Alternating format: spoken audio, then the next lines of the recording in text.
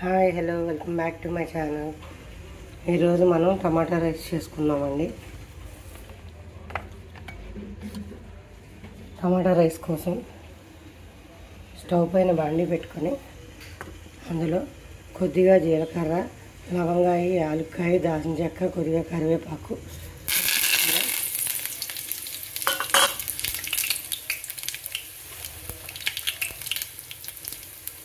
ఇందులో ఉల్లిపాయ ముక్కలు పచ్చిమిర్చి కూడా వేసేసుకున్నామండి.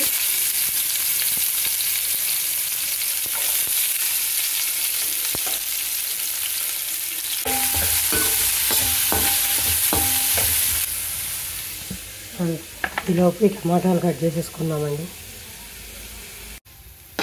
ఉల్లిపాయ ముక్కలు వేసుకున్నాయండి. ఇప్పుడు ఇందులో కొద్దిగా అల్లం వెల్లుల్లి పేస్ట్ వేసుకుందాం.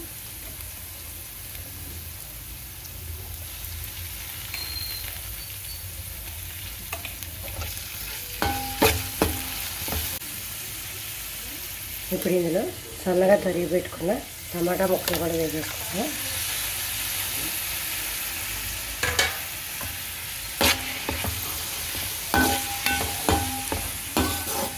ఇవన్నీ చక్కగా వేగేలోపు టమాటా రైస్కి కావాల్సిన రైస్ని కుక్కర్లో వండేసుకుందామండి.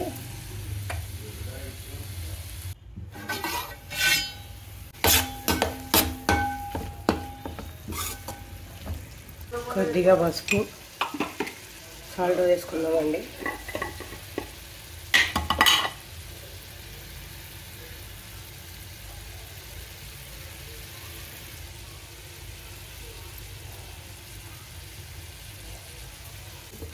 రైస్ వేసుకున్నాక సాల్ట్ చూసుకొని సరిపోతే మళ్ళీ వేసుకోవచ్చండి.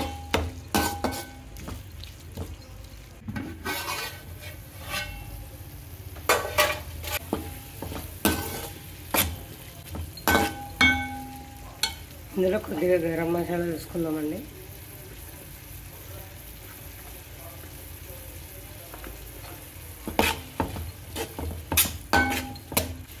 కొత్తిమీర, పుదీనా,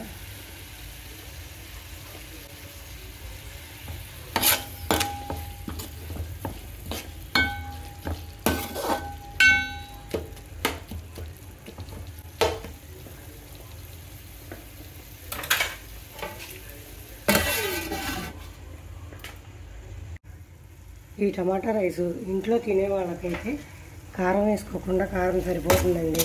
లంచ్ బాక్సుల్లోకైతే కొంచెం సప్పపడుతుంది కదా, దానికోసం అయితే కొద్దిగా కారం వేసుకోవాలండి. నేను ఇప్పుడు వండేది లంచ్ బాక్సుల్లో కానండి, అందుకని కొద్దిగా కారం వేసుకుంటున్నా.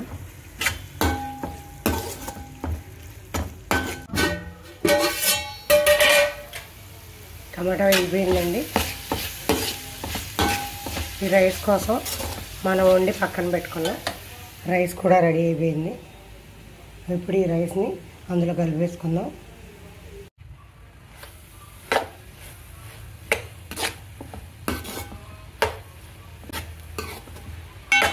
ఈ రైస్ ఈ టమాటా గుజ్జులో కలిసిపోయేటట్టుగా బాగా కలుపుకోవాలండి. ఎక్కువ టైం లేనప్పుడు పిల్లల లంచ్ బాక్స్లోకి ఈజీగా ఇలా టమాటా రైస్ చేసి ఇచ్చండి. కర్రీ లేదన్న ప్రాబ్లం కూడా ఉండదండి పిల్లలకి.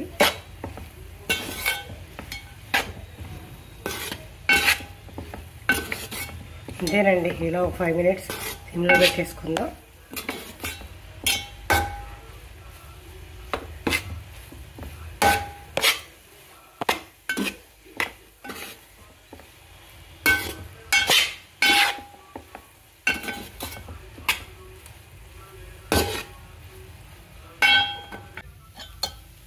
ఈజీ రెసిపీ టమాటా రైస్ రెడీ అయిపోయిందండి.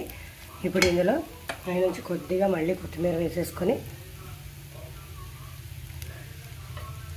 ఒక 2 minutes ఉంచి దించేసుకుందాం.